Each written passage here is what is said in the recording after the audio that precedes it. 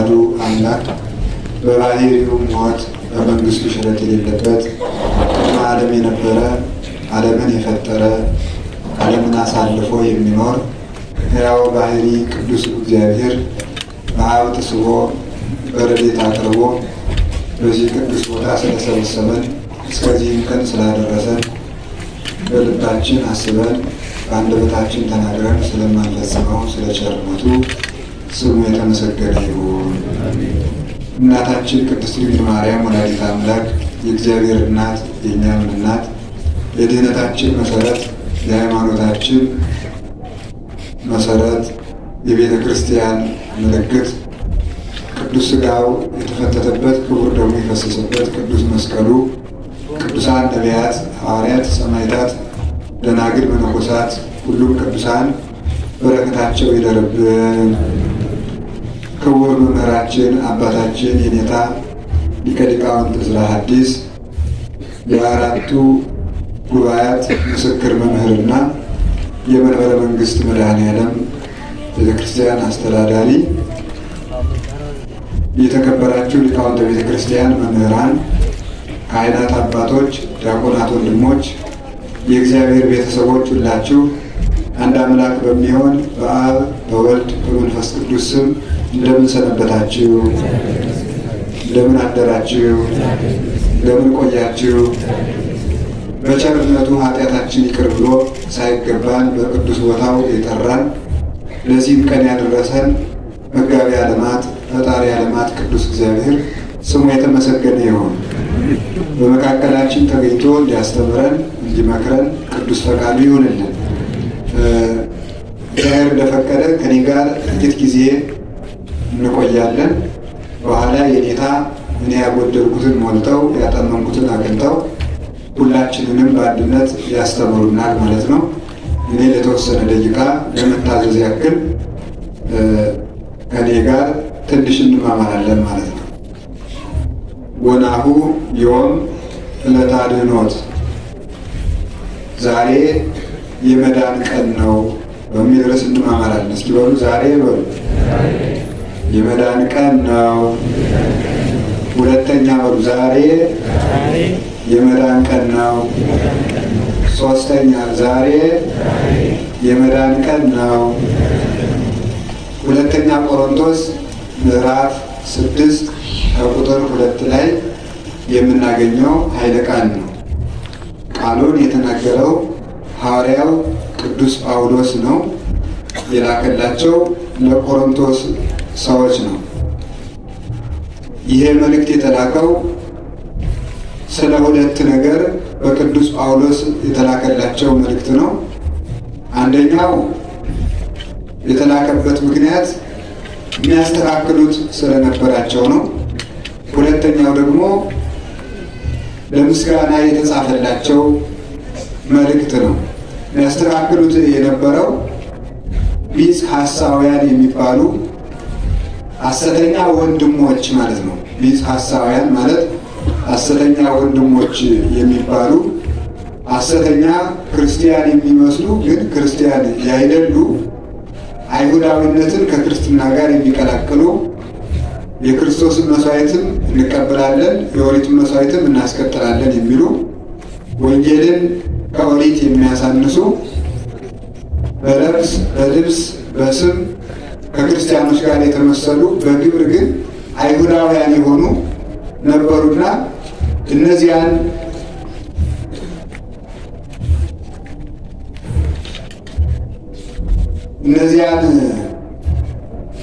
ተቀብለው እኩል አክብረዋቸው ክብር ሰጥተዋቸው ይኖሩ ስለነበር እነዚህን ታዲያቸው ሁሉም ነገር ሁሉም ሰው እውነት አይሆንም።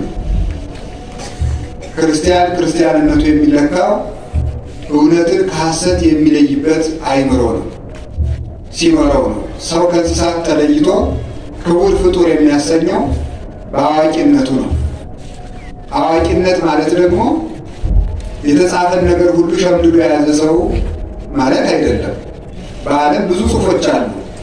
3 አይነት መጽሐፍት አሉ ብለው አበው እንዳስተማሩ ምኑናት መጻሕፍት፣ ርኩሳት መጻሕፍትና ቅዱሳት መጻሕፍት።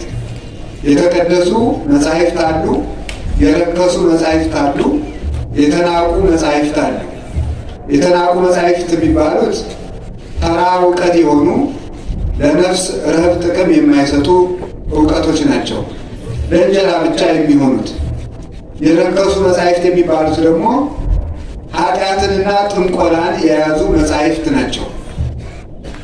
የተቀደሱ መጻሕፍት የሚባሉት እግዚአብሔር ወዶ ያጻፋቸው፣ በሰው ፈቃድ ያልተጻፉ፣ ሥጋና ደም የሌለባቸው፣ የእሱ ወዳጆች እነሱ ፈቃድ አድረው አካለ ሥጋቸውን ለአካለ ነፍስ፣ አካለ ነፍሳቸውን ለፈቃደ እግዚአብሔር አስገዝተው በሀብተ መንፈስ ቅዱስ ተቃኝተው የጻፏቸው እስትንፋሰ እግዚአብሔር የሆኑት እነዚህ ቅዱሳት መጻሕፍት ይባላሉ። ስለዚህ አንድ ሰው አወቀ የሚባለው ከእነዚህ ሁሉ የሚረባውን የሚጠቅመውን ቅዱሳት መጻሕፍትን ያወቀ እንደሆነ ሰው አወቀ ይባላል። በዚያ እውቀቱ ደግሞ ሰውነቱን ወልውሎ አጥርቶ ሰንግሎ ለእግዚአብሔር ለመመቸት ሲበቃ ያ ሰው አወቀ ይባላል። መኖር ማለት ለእግዚአብሔር መመቸት ነው ይላል ቅዱስ እንጦንስ። መኖር ማለት ለእግዚአብሔር መመቸት ነው። ውሎ ያደረ ሁሉ ኖረ አይባልም። ዘመን የተቆጠረለት ሁሉ፣ እድሜ የተቆጠረለት ሰው ሁሉ ኖረ አይባልም። ኖረ የሚባለው ለእግዚአብሔር የተመቸ ሰው ለእግዚአብሔር በመመቸቱ ነው። ሰው ተፈጥሮውን ለይቶ ማወቅ አለበት።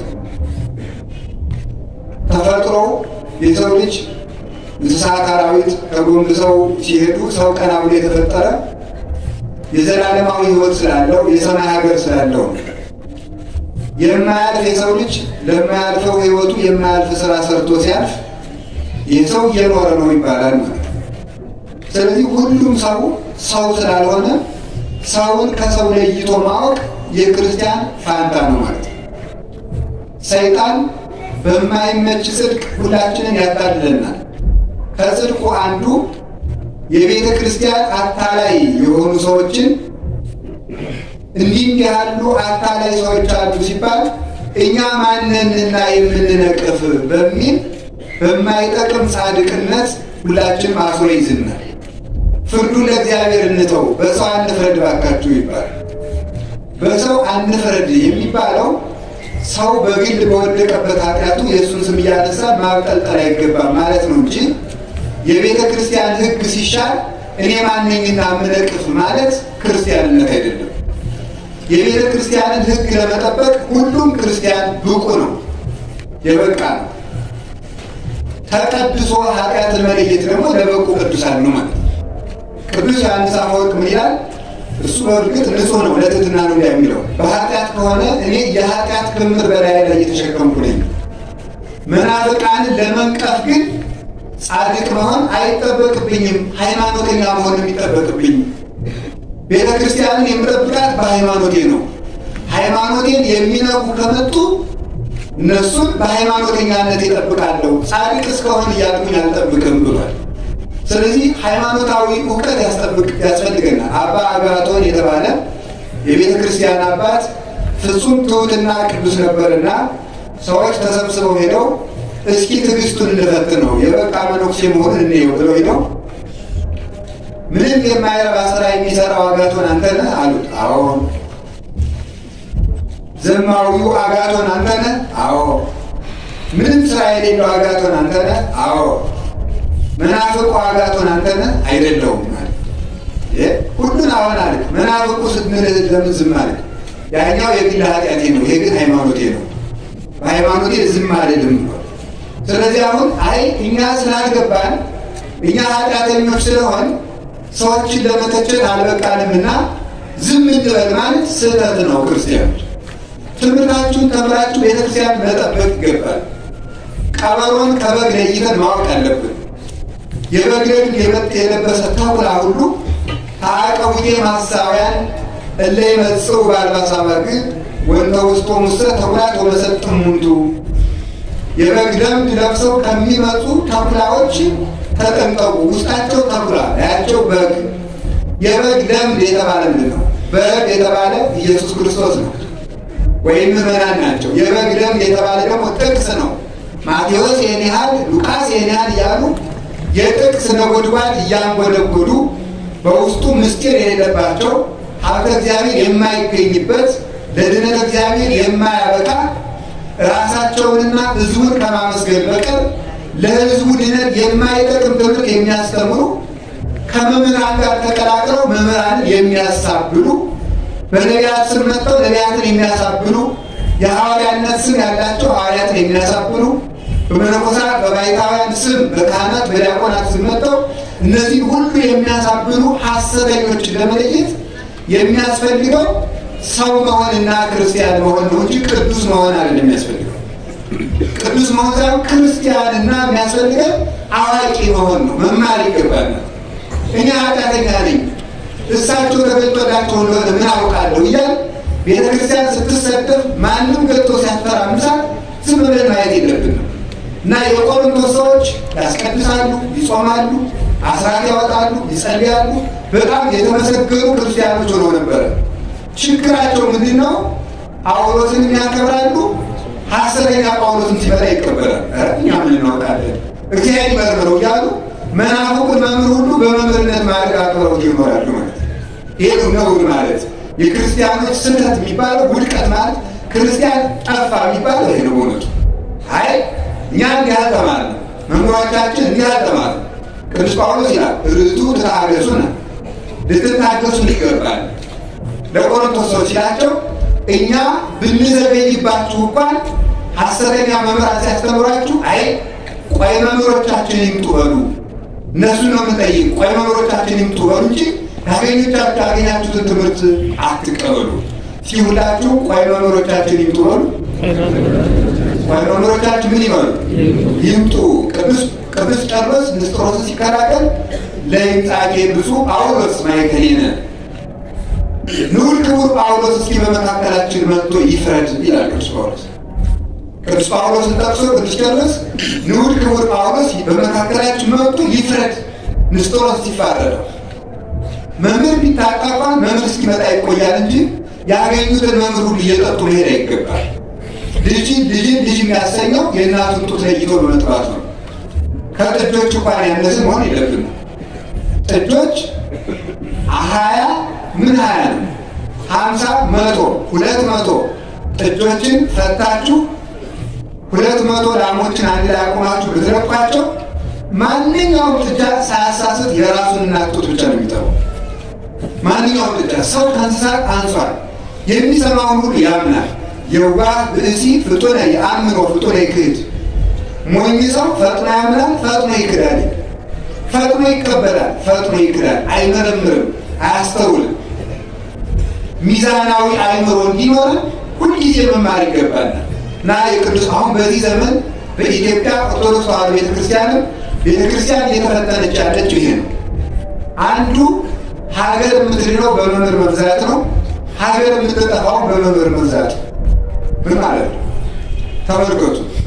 ከእናንተ መካከል ብዙዎች መምህራን አይሁኑ ብሏል። ተመልከቱ። ብዙዎች መምህራን አይሁኑ።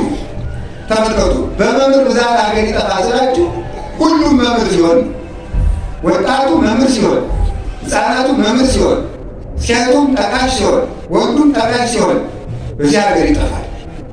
መምህር ሳይደመጥ ሲቀር ሰው የራሱ መምህር ሲሆን የየራሱን መምህር እያበጀ የየራሱ መምህር ለስሜቱ የሚመቸውን በመጨረሻው ዘመን ሰዎች ምን ይሆናሉ የሚለው ቅዱስ ጳውሎስ ሲናገር የእውነት ትምህርት ጆሯቸውን እያሳከካቸው ለተረት ጆሯቸውን እየከፈቱ ይሄዳሉ።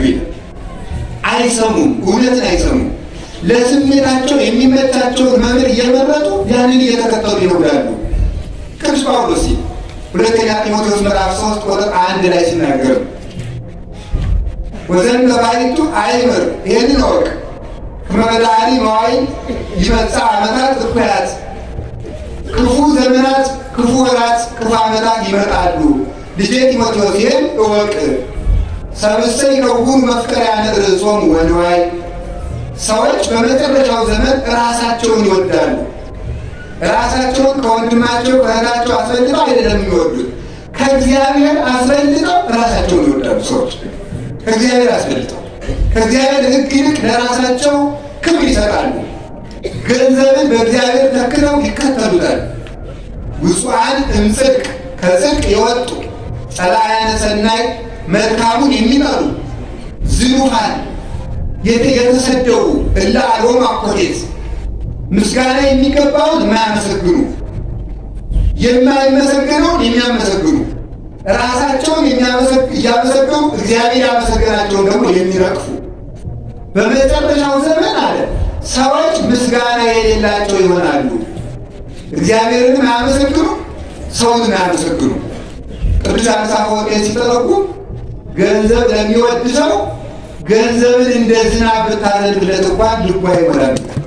ምስጋና የለውም። እግዚአብሔርን አያመሰግንም። በቃኝ እግዚአብሔር ያደረገለትን ሳይቆጥር ያላደረገለትን እየቆጠረ ያማራል ማለት እንዲህ የሚያደርግ ትውልድ ይፈጠራል።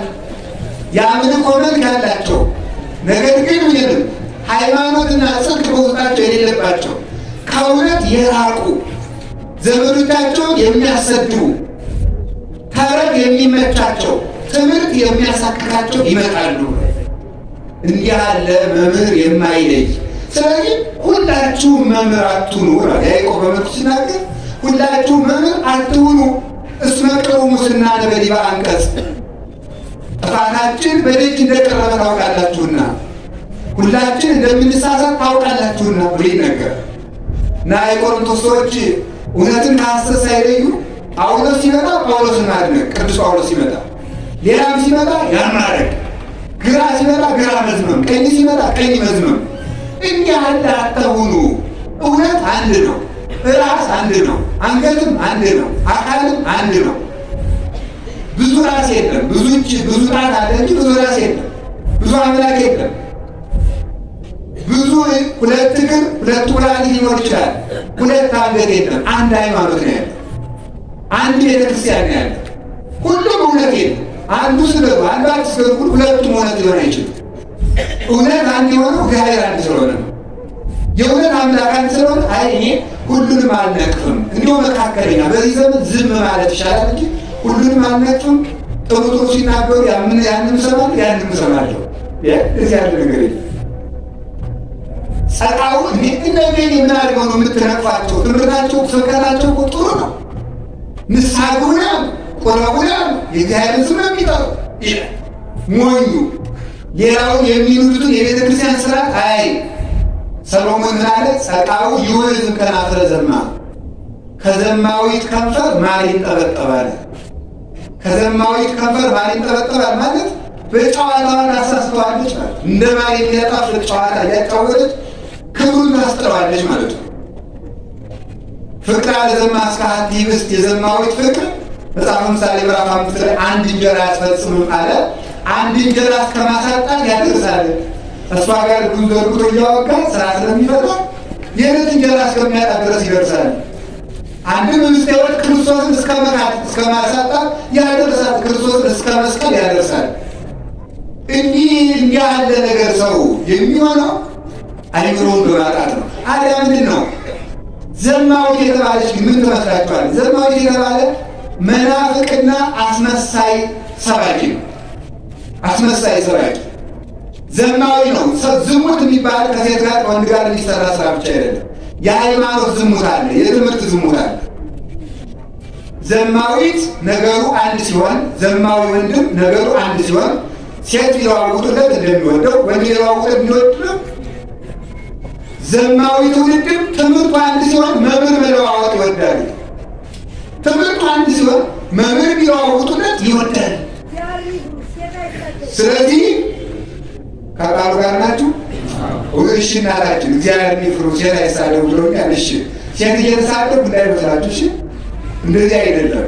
ሴትማ እመቤታችን ሴት ናት እያልኩኝ ያለው ዘማዊት ነው።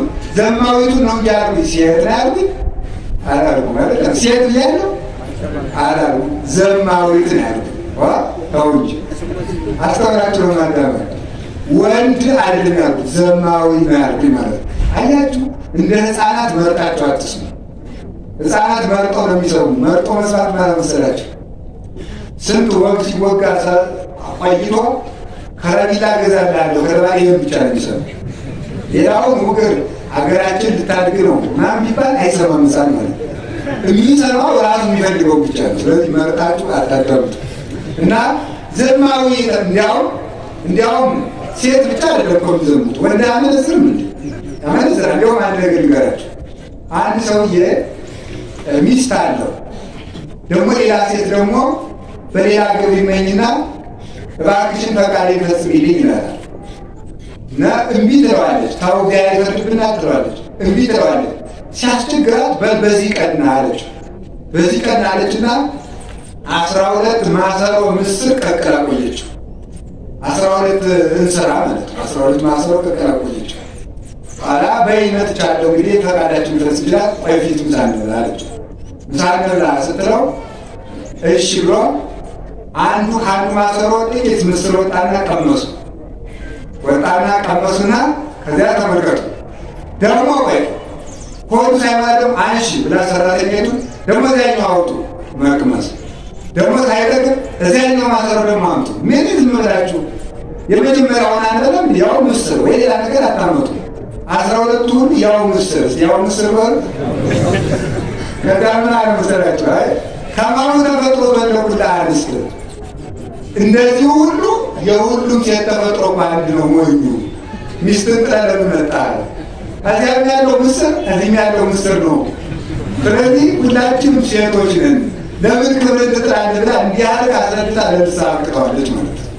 ስለዚህ ዘማዊ ሲባል ሴት ብቻ ወንድ ብቻ አድርጋችሁ አትፍረዱ። አሁን ተግባብተናል አይደል? እሺ እግዚአብሔር እንዲገባን ያደርግልን ማለት ነው። ስለዚህ ምን ማለት ነው? ከዘማዊት ከንፈር ማር ይንጠበጠባል ያለ ዘማዊ የተባለ መናፍቅ አስመሳይ ነው ያቸዋል። ማር ይንጠበጠባል ማለት ነው። ማር ይንጠበጠባል ማለት የሚጣፍጥ ስብከት አለው አንደበቱ ላይ ነው። አንደበቱ ላይ የሚጣፍጥ ነገር ይናገራል። እግዚአብሔር አምላካችን ጭንቀታችሁ ያስወግድላችሁ፣ እንዲህ ያድርግላችሁ፣ የተቆረጠውን ይቀጥላላችሁ፣ የጎደለ ይሙላላችሁ፣ እግዚአብሔር ቸር ነው አትጨናነቁ ሲባል ኧረ መምህር ገሌ ነው እንጂ አያካብዱም ይላል ወጣቱ። አያካብዱም፣ አያጋልኑም። እነዚህ ማታወራዎች አሉ። ሌሎቹ ዝም ብለው አገር ልጣፉ ነው እግዚአብሔር ይፈርድባቸዋል የሚሉ እኔ የሚመቹኝ እገሌ ናቸው ይላል ሰው ማለት ነው። ወይም አይደለ በዚያው እያታለለ በሬን በጨው እያታለሉ እንደሚያርዱት በሚጣፍጥ ንግግራቸው እያታለሉ የቤተ ክርስቲያን ስርዓት የሚሄዱ ሰባኪዎች አሉ። ይህንን ነው ማስተዋል የሚገባቸው። እግዚአብሔር አስተዋይ ልቡና ይስጠን። ስለዚህ ተመልከቱ፣ የክርስቶስ ስም የጠራ ሁሉ፣ የመድኃኒዓለም መስቀል የያዘ ሁሉ፣ ጭራ ቀሚስ ያደረገ ሁሉ፣ ካባ የደረበ ሁሉ መምህር አይደለም። በኃጢአት ከሆነ እኔ ራሴም እዚህ ቀርቶ ከግቢው መግባት አይገባኝም። በኃጢአት ከሆነ ግን አሁን አንተ ማምነ ነው ሐሰተኞችን ለይታችሁ ሐሰተኛ ባይካዋት፣ ሐሰተኛ መነኮሳትን፣ ሐሰተኛ መምህራን፣ ሰይጣን ካህናት፣ ሰባኪዎች ለዩ የምትለን አንተ ምን ሆነህ ነው ብትሉኝ እኔ በሃይማኖት ነው የለብኝም። በሥርዓተ ቤተክርስቲያን ልጠየቅ፣ በኃጢአቴ አዋጥ ነው። እኔም በግል ኃጢአታቸው አልነቀፍኳቸው። ማስተውላቸው ያዙኝ ማለት የግል ኃጢአቱ ሁሉም ሲወድቅ ይነሳል፣ ንስሐ ይገባበት። ግን ለሕዝብ አብነት እየሆነ ጥፋት የሚያስጥስ ሥርዓተ ቤተክርስቲያን የሚጥስ የመነኮሳትን ስርዓት የሚያሰድብ ያለ ቅዱሳን አበው መንገድ የሚመጣ ካለ በበር የማይገባ ሌባ ነው። እስኪ በሉ በበር የማይገባ በሉ። ምንድን ነው እሱ? ሌባ ነው። ስርዓት በራ አጥራላት ይች ቤተክርስቲያን። ምንኩስናው ስርዓት አለው፣ ቤቱናው ስርዓት አለው፣ ቅስናው ስርዓት አለው፣ ስብከቱ ስርዓት አለው። ያለ ስርዓት የቤተክርስቲያን ሰሪ መሪ ህዝብ ሊጠፋ ሲል የየግሉን መምሪያ በጃቢያቸዋል። ሁሉም አዛዥ የሚሆንበት ቤተክርስቲያን አይሆንም። በእውነቱ ማለት አላችሁ። አሁን እግርም ራስ ቢሆን እጅም ራስ ቢሆን ግራም እጅ ቀኝም እጅ ራስ ቢሆኑ ሰው ወዴት ሄደ? እግር ወደ ታች ሲያዝ ራስ አይደል? ራስ ላይ እግር ራስ መኖሮ የሚኖረው አይኖር ይኖራል አይደል? የታችኛው አይኖሮ ወደ ታች ይኖራል ሲል የላይኛው አይኖሮ የለም ወደ ላይ ነው ሲል እኮ ተወጣ ሰማለቃችን ነው ማለት አንድ ራስ ነው። አንድ አይኖሮ ነው ሆነ ያለብን። ሁሉም አይኖሮ አይሆንም። እጅም የእጅነቱን ያዝ፣ እግርም የእግርነቱን ያዝ። ዓይንም ማየት ይበቃዋል፣ ጆሮ መስማት ይበቃዋል፣ እጅም መጨበጥ ይበቃዋል፣ እግርም መራመድና መቆም ይበቃዋል። አያስብም። በሚያስቡለት ይንቀሳቀስ። ሁላችንም ድርሻችን ይዘን እንጠብቅ። ስለዚህ ተምራችሁ አውቃችሁ ቤተክርስቲያን እንድጠብቅ አምላከ ቅዱሳን ይርዳን። ሁለተኛ ደግሞ የቆሮንቶስ ሰዎች ይህ መልዕክት የተላከላቸው አስራታቸውን ተጠንቅቀው ስለሚያወጡ አስራታቸውን ያወጣል። አስራት ማውጣት የእግዚአብሔር ቤተሰቦች የቆሮንቶስ ሰዎች አስራት የሚያወጡት ቆሮንቶስ ላለው ቤተክርስቲያን ሳይሆን እያዋጡ ኢየሩሳሌም ነበር የሚሉት። ኢየሩሳሌም ያለው ቤተክርስቲያን ችግር ውስጥ ስለነበር ለዚያ ይልቁ ነበር።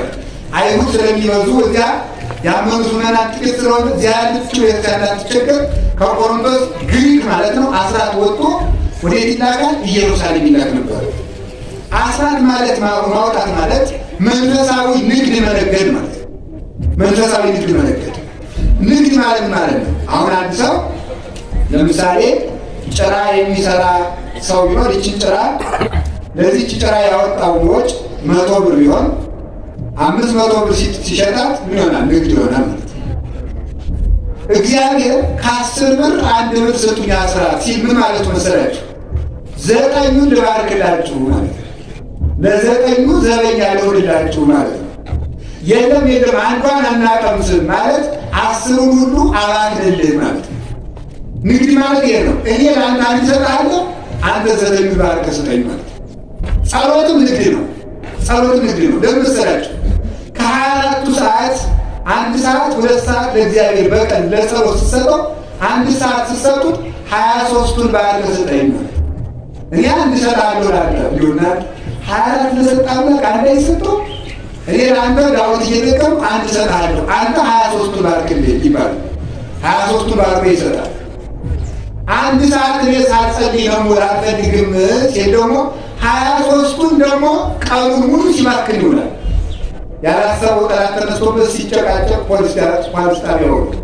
የለም ማልጄ ሱቅ መክፈት ስላለብኝ ጸሎት አልጸልይም ይረፍዳል። በሌላ ቀን ጸልያለሁ ሲል እዚያ በኋላ እንዲከሰውና ሱቁ 3 ቀን ይዘጋል፣ ወርም ይዘጋል ማለት ነው። 1 ብር አምጣ ለቤተክርስቲያን ከ10 ብር 1 ብር ስጥ። የለም ገና ሰርቼ አሁን የምሰራቸው ቤቶች አሉ። እነሱ ቀረቀጡን አንድኛዬን ቤተክርስቲያን ገረዳለሁ ሲል አንድኛውን ተጥሎ ይሄዳል ማለት ነው። ወይ ደግሞ አንድ ኩላሊት 2 ኩላሊቱ ተጎድቶ 2 ሚሊዮን 3 ሚሊዮን ብር ለምኖ የለፋበት ንብረቱ ሁሉ ጥሎ ወያድ ተመልከቱ። ምንድን ያለ ተመልከቱ። ለማየት ለማያውቁት አጠራቅሞ ይሄዳል። የአመፀኛ ገንዘብ አመፀኛ ይበላዋል ይላሉ አባቶቻችን። ሲሆን የአመፀኛ ገንዘብ በሉ ምን ይበላዋል? አመፀኛ ይበላዋል። በቤተ ክርስቲያን በፍትሐ ነገሥት ምን ተባለ? የአመፀኞችን አመሃ አትቀበሉ ይላል። እንዲሁ ካመጡት እንኳን ምን ይላል ተመልከቱ። ለእሳት በእሳት ይብላው ይላል። ምን ይብላው? ሌባ፣ ዘማዊ፣ ጠንቋይ ቤተክርስቲያን ገንዘብ ሲያመጥ አትቀበሉት፣ እሳት ይብላው ይላል። ተቀብላችሁ በእሳት አቃጥሉት። አሁን ብር እየተቀበል በእሳት እናቃጥል ነው። አንደኛ በሕገ መንግስት ወንጀል ማለት ገንዘብ ማቃጠል የሀገሪቱ ገንዘብ፣ ሁለተኛ ደግሞ ቤተክርስቲያን ነውር ነው። ምን ማለት ነው? በእሳት አቃጥሎ የተባለ ለነዳያን ስጡት። ቤተ ክርስቲያን ለአማ ለቅዳሴ አታስገቡ፣ ለነዳያን ስጡት። የአመፀኛውን እንዴት ነዳያን ለምን እሳት ተባሉ ሲባል እሳት በልቶ ያመሰግኑ፣ ነዳያን ችግራቸው አያመሰግኑ። 1 ብር ጣል ሲያደርግላቸው አሁን 1 ብር የሚያደርግ ዳቦ ይገዛል እና ልብ ጨምሩበት ይላል ማለት ነው። ተመልከቱ። የሰጡትን ማመስገን ሲገባው ሰው በእርግጥ ሲሰጥ ዝርዝር ካለው ብቻ ነው የሚሰጠው። እንዲሁ ይገርመኛል። የራሱ በ50 ብር በ100 ብር ግጥም አርጎ እየበላ ለእሱ ግን ዝርዝር ካለችና ይቅርታ ዝርዝር የለኝም ብሎ ይሄዳል። ይሄ ነውር ነው። ከልብ አለመስጠት ያጠይቃል። ድሃ የሚጠየቀው ባለማመስገኑ፣ ሀብታም የሚጠየቀው በንፍገቱ። ድሃ የሰጡትን ተቀብሎ ማመስገን አለበት። እሳት አይመልስም፣ ነዳያንም መልሶ አይመልሱም። የበሉ ተበሉ ይቀራል። ነዳያን ስጡት የተባለ ይሄንን። ስለዚህ ንግድ ማለት ጸሎትና አስራት ነው፣ ምጽዋት ነው። አሁን ብርድ ነው አይደለም? ምጽዋት እንደተዳፈነ እሳት ነው ይላሉ ሰለስቱ ምዕት ነገሥታቸው አንቀጸ ምጽዋት። ምጽዋት እንደተዳፈነ እሳት ነው። ብልህ ሴት በገጠር ሴት የተመሰለ ነው። የከተማ ሴት እንኳን ኤሌክትሪክ ነው። በገጠር ሴት ነው ምሳሌ የተመሰለ። ብልህ ሴት ማታ እሳቱን አዳፍነው ትተኛለች። አዳምን አስተኛና ማለዳ ቸነፈር ይሆናል። ዝናብ በሙሉ ጥልቅልቅ ሲል ማለዳ ነው ድንች የሚቀቀለው ለሚያርመው፣ ለሚጎለጉለው፣ ለሚያርሰው ሁሉ። ማለዳ ሌት ትነሳና እሳቱን ገለጥ አድርጋ ድንቿን ትቀቅላለች፣ ለሰራተኛው ምግብ ታደራጃለች።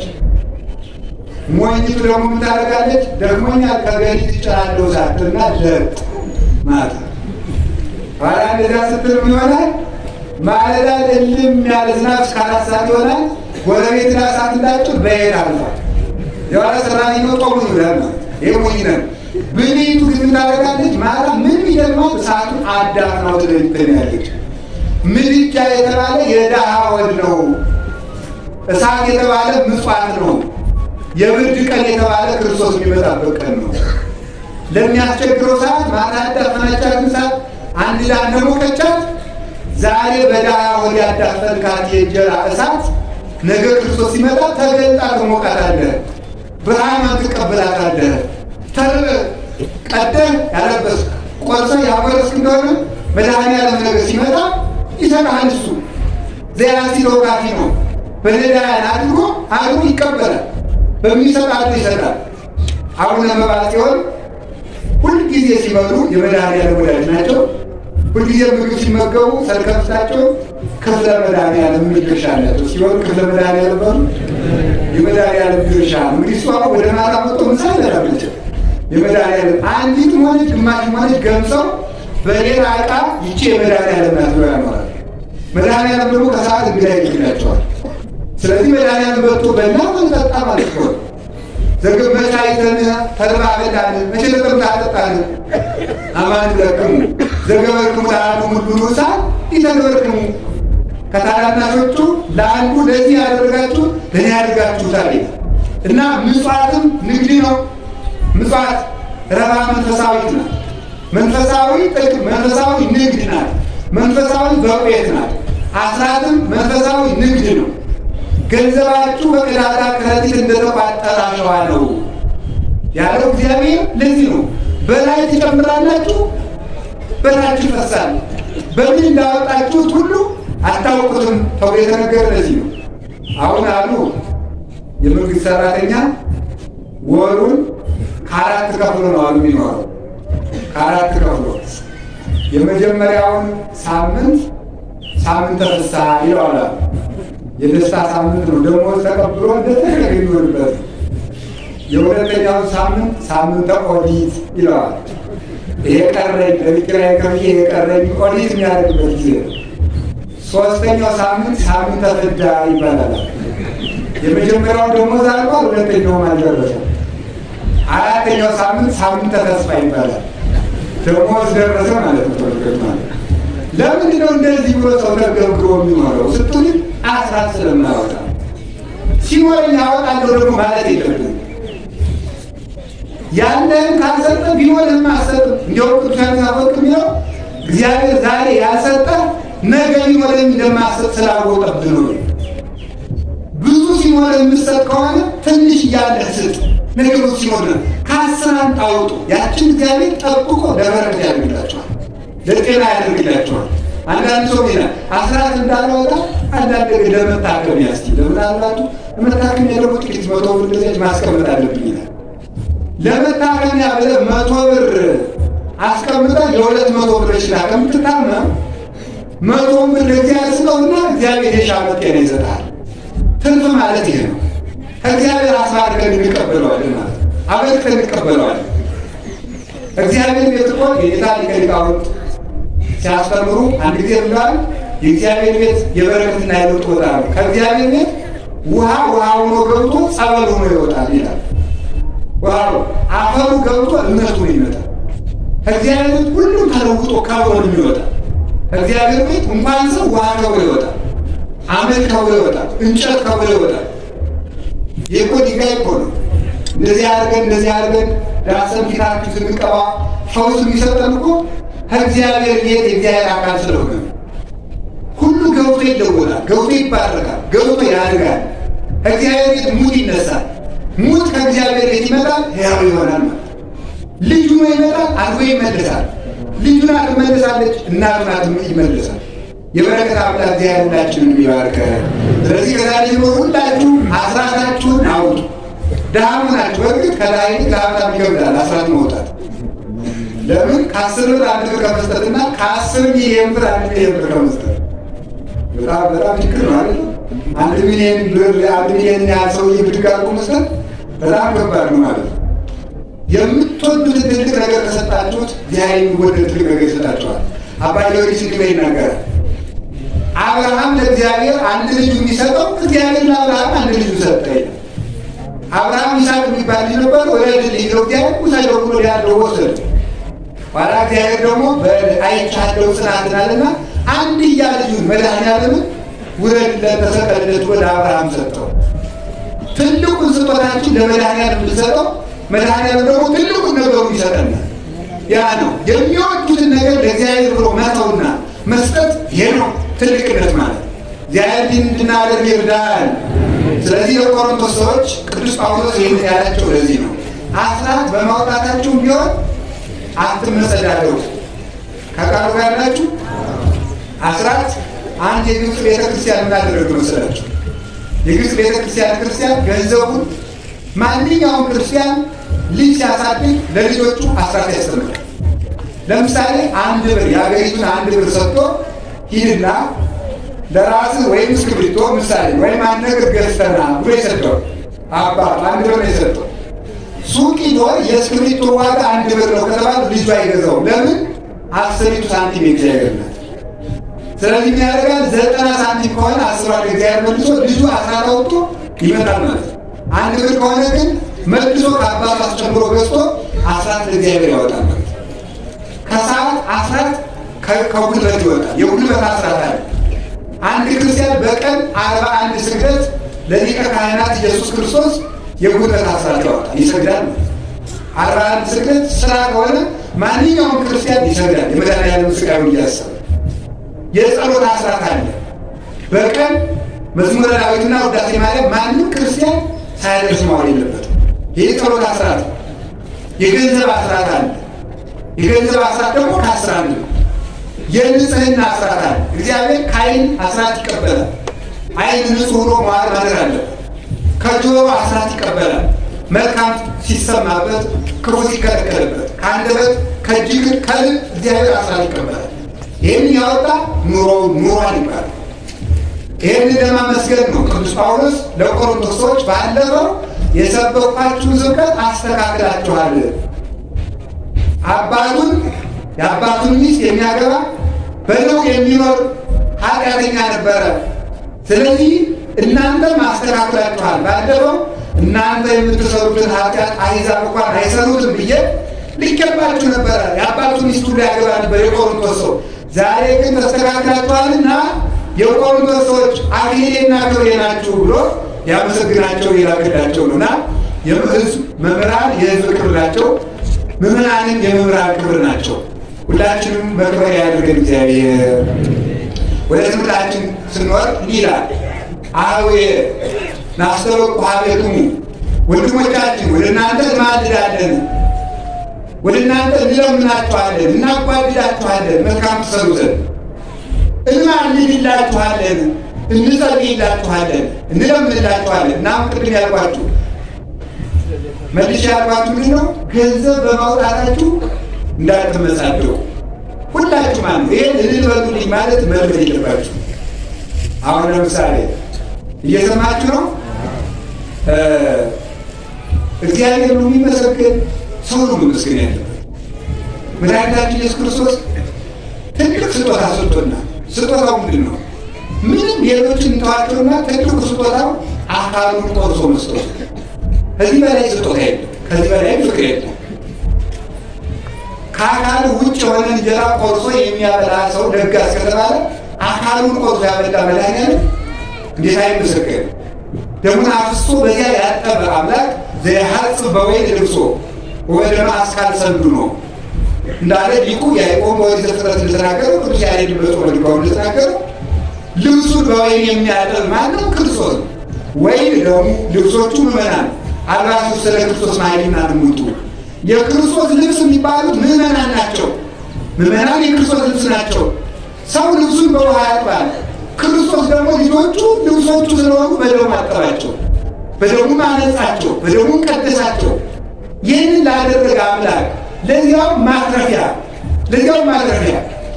ገንዘቡን ራሱ ሰጥቶ ራሱ ከሰጠው ገንዘብ ሰጣችሁ ብሎ ዋጋ የሚከፍል ጉልበት ራሱ ሰጥቶ በገዛው ጉልበቱ ሰገዳችሁ ብሎ የሚሸልም አንደበትን ራሱ ሰጥቶ በራሱ አንደበት ተመሰገንኩ ብሎ የሚሸልም እንደ እግዚአብሔር ያለ ማን ይገኛል? እሱ ይመሰግናል እንጂ እንድንሰጥም ስላደረገ ይመሰግናል። እኛ መስገን የለብንም።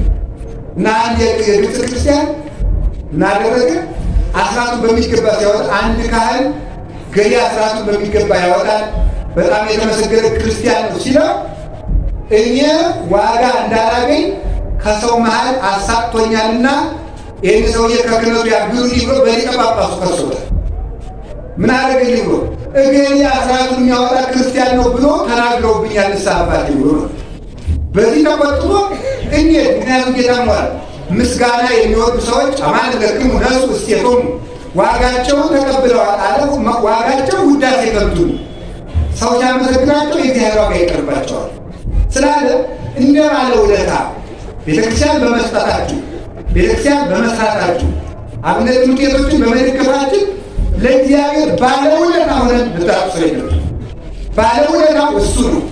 የእኛን ገንዘብ ሳይልቅ በመቀበሉ ስንት እንደ ምንድን ነው ዘይደስየው ወደ መላእክቱ መንፈስ ወደ ሌላ ወደ እሳት ከነፋስ ፍጥረት የሚፈጥሩ ከእሳት ይልቅ የሚበረበሩ ረቂቃን መላእክት አገልጋዮች የሆኑለት ጌታ እኛን አገልግሉኝ ማለቱ ምን ያህል ቸርና ትሑት ነው ተብሎ ሊመሰገን የሚገባው እሱ ነው። ዛም ቃል ባቢነ ሀባ አኮቴቱ አረዲያም አሁን ለሳሳበስ በመቅደሙ ሲናገሩ እሱን ለማመስገን ልቡናችን ያነቃቃ። ተመልከቱ፣ ይትባረክ ስሙ ወይትላል ዝክሩ፣ በልብ መታሰቡ በቃል መነገሩ ስሙ ከፍ ከፍ ይበል። እሱን ለማመስገን ያነቃት፣ ስሙን እንድንጠራው የፈቀደልን ጌታ ብለን ለመጥራት ባሪያ ለመሆን ያልተገባ በባርነትም ጌታ ብለን ለመጥራት የማይቻልን ስንሆን አባታችን ሆይ ብለን እንድንጠራው የፈቀደልን አምላክ ምስጋናን መርጦ የማይቀበል እገሌ ቅዱስ ነው በጸሎት ይጥራኝ እናንተ ርኩስ ናችሁ አትጥሩኝ የሚመሰገን እሱ ቸሩ መድኃኔዓለም አሁን እርሱ ክብር ምስጋና ይግባው። ወንድሞቻችን እንለምናችኋለን፣ እናጓድላችኋለን፣ መልካም ትሰሩ ዘንድ ስሙን ምስክር አድርገን እንማልዳችኋለን። አንዱ እንለምንላችኋለን፣ እናንተ እንለምናለን። ኢታስተሐቅርዋ ለጸጋክሙ ለጸጋ እግዚአብሔር እንታቤክሙ እግዚአብሔር የሰጣችሁን ስጦታ አታቃሉ። ወንድሞቻችን እግዚአብሔር የሰጣችሁን ስጦታ አታቃሉት። በላያችሁ ላይ አድሮ ያለው ጸጋ ብዙ ነው። ለክርስቲያን የተሰጠው ጸጋ ብዙ ነው። ብፁዕ ሕዝብ ለእግዚአብሔር አምላኩ። እግዚአብሔር አምላክ የሆነለት ሰው ሕዝብ ልዑል ክቡር ነው። ሕዝበ እግዚአብሔር ከመሆን በላይ ክብር የለም። ውሉደ እግዚአብሔር ከመባል በላይ ክብር የለም።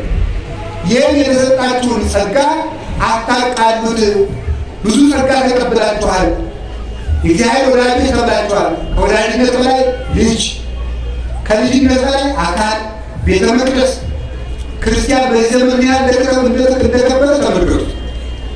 ኢይብለክሙ አግብርቴ አላ ይርቴ አንትሙ፣ እናንተ ባሮቼ አይደላችሁም። ከእንግዲህ በኋላ ባሪያ አትባሉ፣ እናንተ ወዳጆች ናችሁ። እስመ ኩሎ ዘሰማይ ኩሃባዊ ነገር ሁሉ ከአባቴ በሕልውና የመከርኩትን በሕልውና ያየሁትን ሁሉ ነግሬያችኋለሁ። ምስጢረ አብ ወወልድ ወመንፈስ ቅዱስ ገልጬላችኋለሁና ምስጢር የሚነገር ለባሪያ አይደለም፣ ለወዳጅ ነው፣ ለታመነ ወዳጅ ነው። እናንተ እንግዲህ ወዳጆቼ እንጂ ባሮቼ አይደላችሁም። ከዚህ በላይ ደግሞ ከፍ አድርጎ አድርጎናል። መንጋዎቼ ብሎናል። የክርስቶስ መንጋዎች ነን። መልካም እረኛ እሱ ያለ ከዚያ አውጥቶ ምን ብሎናል? ልጆቼ ብሎናል። ወዳጅ ስላችሁ ስመገብ የአምር ዘይነስየው ዲሁ ባሪያ ጌታው የሚያደርገውን አያውቅም። ለሌላ ይሸጠው እንደሆነ እሱ በአምሳ ብር የገዛውን ባሪያ ለሌላ በመቶ ብር ይሸጠው እንደሆነ ባሪያ ጌታው የሚያደርገውን አያውቅም። እናንተ ግን የሰማይ ርስት እንደማወርሳችሁ ነግሬያችኋለሁ። መጨረሻችሁ የታወቀ ዋጋችሁ የታወቀ እስመ ብዙ እሴትክሙ በውስተ ሰማያት በሰማይ ብዙ ዋጋ ያላችሁ በስመ እግዚአብሔር የከበራችሁ ናችሁና እናንተ ባሪያ ሳትሆኑ ወዳጅ ናችሁ፣ የሥላሴ ወዳጅ። ከዚያ በላይ ደግሞ ምን አለ? አይ ልጆች ናችሁ፣ ደቂቀ እናንተ ልጆች ናችሁ። እንግዲህ የሰው ልጅ የሥጋና የደም ልጅ አይደላችሁም፣ የሥላሴ ልጅ ናችሁ እናንተ። ሰራተኛ ቢሆን ነግሬያችኋለሁ፣ ወዳጅ ቢሆን ምክር ይካፈላል፣ በልቶ ጠጥቶ ይሄዳል እንጂ ርስት አይወርስም። ርስት የሚወርስ ግን ልጅ ነው። እናንተ ልጅ ናችሁና ርስት ትወርሳላችሁ። ምን አለ ደግሞ? መቅደሶች ናችኋል። እናንተ መቅደሶች ናችሁ፣ ውዬ የማድረው በእናንተ ነው። እናንተ ማደሪያ አድርጌ አድራለሁ እውላለሁ። ተመልከቱ፣ ነገር ነው ሰው ምን ያህል ክቡር እንደሆነ፣ ሰው ምን ያህል ክቡር እንደሆነ። አንድ ባለስልጣን የተቀመጠበት ወንበር እኮ ይከበራል። የክርስቲያኖች ሰውነት እኮ የእግዚአብሔር ዙፋን እኮ የአብ የወልድ መንፈስ ቅዱስ ዙፋን ነው። ከዙፋን በላይ ደግሞ ከፍ አድርጎ ምን አለ? አካል ደግሞ አደረገ። ንሕነ አባል ወውእቱ ርእስ፣ እሱ ራስ ነው፣ እኛ አካል ነን፣ ሕዋስ ነን። ተመልከቱ። ትፈቅዱኑ ትረስይዎ ለአባለ ክርስቶስ አባለ ዘማ። አካላችሁ እኮ የክርስቶስ አካል ነው። የክርስቶስን አካል ወስዳችሁ የዘማዊ አካል ለምን ታደርጉታላችሁ? እጅ እግራችሁ እኮ የክርስቶስ አካል ነው፣ የእናንተ አይደለም። ደም ተከፍሎባችኋልና የራሳችሁ አይደላችሁም፣ በዋጋ ተገዝታችኋል ይላል ቆሮንቶስ 7 ላይ ሲናገር ቅዱስ ጳውሎስ በዋጋ ተገዝታችኋልና የገዛ ራሳችሁ አይደላችሁም። ስለዚህ ከራሳችሁ ነፃ ውጡ፣ ለራሳችሁ ሙታችሁ ለክርስቶስ መኖር ጀምሩ። የራሳችሁ አይደላችሁም። ሰው በገዛ ራሱ መብት የለውም፣ ለክርስቶስ ነው ሊኖር የተፈጠረው። ይህን ነው ቅዱስ ጳውሎስ ያደረባችሁን ጸጋ አታቃሉ ያለ። አሁን ቅድም የነገርኳችሁ ሰው እኛ ምንድን ነን? እኛ ምንድን ነን እንጂ የክርስቶስ ወዳጆች በሉ። እኛ ምንድን ነን? የክርስቶስ በጎች። እኛ ምንድን ነን? የክርስቶስ መቅደሶች። እኛ ምንድን ነን? የክርስቶስ ልጆች። እኛ ምንድን ነን? የክርስቶስ አካሎች። አያችሁ ምን ያህል እንዳከበረ ከባሪያነቱ አውጥቶ እሱ ላይ የባሪያነት ይዞ መጥቶ ወደ ሰዓራያ ገብር የባሪያነት ይዞ መጣ። አንዴ እርሶ ዘባይ ውጡ እንኩሉ፣ አንዴ እርሶ እንኩሉ ዘባይ ውጡ እንኩሉ ከሁሉ ባለጸጋ ሲሆን፣ አንዴ እርሶ እንኩሉ ከመትባሉ አንዱ በልቤት ሲያው በእርሱ ባለጸግነት እናንተ በእሱ ድህነት እናንተ ባለጸጎች ትሆኑ ዘንድ ራሱን ጋር አደረገ። ሊቁ ቅዱስ ጎርጎርዮስ ሲናገር አይ ክርስቶስ ደኸየ የተባለ ምንድን ነው? አጥቶም አይደለም፣ የድሃን ሥጋ ለብሶ ከመምጣት በላይ ድህነት ስለሌለ ነው። ለእሱ ይህ አይነገርለትም አይገባውምና ነው። በዚህ አክብሯችኋል። ልጆቹ አካሎቹ መቅደሶቹ ለማለት እሱ አካሉን እጅግሩን ሰውነቱን ለግርፋት ደረቱን ለውጋት እጅግሩን ለችንካር ለቀኖት ለስለት ሰጥቶ እኛን ከባርነት ነፃ ያወጣን መድኃኒዓለም ስሙ የተመሰገነ ነው። ይህን ጸጋችሁን አታቃሉት። ይህን የተሰጣችሁን ጸጋ በኃጢአት በነውር በክፋት በአድማ በመለያየት በተንኮል በጥንቆላ በእንዲህ ያለ ነገር ይህን ጸጋ አታርክሱ። ለእጅ እግራችሁ ክብር ስጡት፣ ለዓይናችሁ ክብር ስጡት፣ ለሰውነታችሁ ክብር ስጡት። ሰውነት የእግዚአብሔር አካል ነው። የክርስቶስ እጅ እግር ነው። የክርስቶስ መቅደስ ነው። የክርስቶስ ወዳጅ ነው። የክርስቶስ ልጅ ነው። ዋጋ ተከፍሎብኛል፣ በደም የተገዛው ነኝ፣ እኔ ክቡር ፍጥረት ነኝ። ተመልከቱ። ከቃሉ ጋር ናችሁ? አዎ። ይሄ ሰው እኮ ለፍቶ ደግሞ የገዛ ቀለበቱ ጭቃ ውስጥ ብትገባ እኮ አጥቦ ይዛታል እንጂ አይንቃልም። ክርስቶስ መድኃኒዓለም እኮ እኛን አይንቀንም፣ ደሙን ከፍሎብናል። ውድ ገንዘቦቹ ነን። በደም የገዛ ስለሆነ አጥቦ ይዘናል እንጂ በረከትን ቁጥር እያወጣን አይወረውረንም። ለዚህ ግን የሚያስፈልገው ምንድን ነው? ክብርን ማወቅ። ክብርን ማወቅ በሉ። የገጠር ሰው መጨረሻ ተጣልቆ ሲናደድ ክብርን ጠብቅ ነው የሚለው። እንዲያ ካለ ነገር አልቋል፣ ቋመት መጣ ማለት ነው። ሰውዬ ክብርን ጠብቅ ካለ እንዴት ያለ ንግግር ነው? ወንጀል እኮ ነው። እስኪ ክብርን ጠብቅ በሉ። ሁላችሁ ክብራችሁን ጠብቁ። እውነቴን ነው። እኔ ግን መታችሁ አይደለም፣ የኔ ትምህርት ነው። ክብርን መጠበቅ ይባል። ክርስቲያን ክቡር ፍጥረት ነው፣ ክቡር። ስለዚህ እኛ ከአጋንንት በላይ ከእንስሳት በላይ ሰው ነን። ከእንስሳት በላይ ሰው ነን። ከሰው በላይ ክርስቲያን ነን። ከእንስሳት በላይ ሰው ነን በሉ በሉ እንጂ ከሰው በላይ ክርስቲያን ነን ነው። ከሰው በላይ ምንድን ነን? ክርስቲያን ነን። በእውነት ክርስቲያን ሆነን የክርስቶስ አካል ነን። መድኃኒዓለም እጁን የተቸነከረ እኛን የእሱ እጆች ያደረገን፣ እግሩን የተቸነከረ የእሱ እግር ያደረገን፣ የእሱ አካል ለማድረግ ልብሶቹን ለማጠብ ይሄንን ለማድረግ ነው መድኃኒታችን ኢየሱስ ክርስቶስ ተቸግረዋል። ይህን ክብር ከማሳደፍ በላይ ክርስቶስ መስቀል ከቃሉ ጋር ናቸው። እስቲ አሁን አንድ ጥያቄ ጠይቃችሁ፣ በዚህ ዘመን ክርስቶስ ቢመጣ ተሰሩታላችሁ? ታመሰግኑታላችሁ?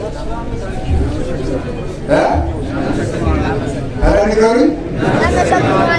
እሺ ጌታ የተሰቀለለት ብትኖሩ ሰቅላችሁ ትሰሩታላችሁ ወይስ አትሰሩት? እኔ ብኖር ኑሮ አልሰቅለውም ነበር በሉት። በሉናችሁ። እሺ እንደገና በሉ። እኔ ብኖር ኑሮ በሉ። እሺ እንደገና በሉ። እጁን አልቸነክረውም በሉ። እግሩን አልቸነክረውም። ሰውነቱን አልገርፈውም። በችካል አልወጋውም። መልካም። በዚህ ዘመን ክርስቶስን እየሰቀልን አይደለም? ኖ ክርስቶስን መስቀል እኮ ሰውነታችን የማን አካል ነው ያቸዋል። ታዲያ ከአይሁድ እኮ ልዩነት የለንም። አይሁድ በብረት ቸነከሩት፣ እኛ በኃጢአት እየወጋን እኮ ከእኛ ላይ ውሎ እንዳያድር በቂም በተንኮል በመለያየት በዘረኝነት እየወጋን ነው። ያ ነው ክርስቶስን መስቀል ማለት። የግድ ብረት ይዞ መጥቶ በገመድ በጅራፍ ማሰር አይደለም። ክርስቶስን መግረፍ፣ ክርስቶስን መስቀል፣ ክርስቶስን መቸንከር ማለት ምን ማለት ነው? ኃጢአት እየሰሩ እሱ በእኛ ላይ እንዳያድር ማለት ነው። ከዋለበት እንዳይሆን ካደረበት እንዳያድር እሱን ማሰቃየት ማለት ይሄ ነው። ከዚህ እግዚአብሔር ሰቃልያን ጊዜ ከመባል ይሰውረን። ስለዚህ ወንድሞቼ ጸጋችሁን አጠቃሉ አለና እንዲህ ብሏልና መጽሐፍ በለትሪት ሰማይኩከ ወለተ መድኃኒት ረዳይኩከ፣ በተመረጠች ዕለት በተወደደች ዕለት ሰማሁህ በመዳን ቀንም ረዳሁህ ተብሎ ተጽፏልና ይላል ቅዱስ ጳውሎስ። በተመረጠች ቀን ሰማሁህ በእኔን በተመረጠች ቀን በሉ፣ በመዳን ቀንም ረዳሁህ በሉ። አዎ ርዕሳችን የምን ቀን ነው? የመዳን ቀን።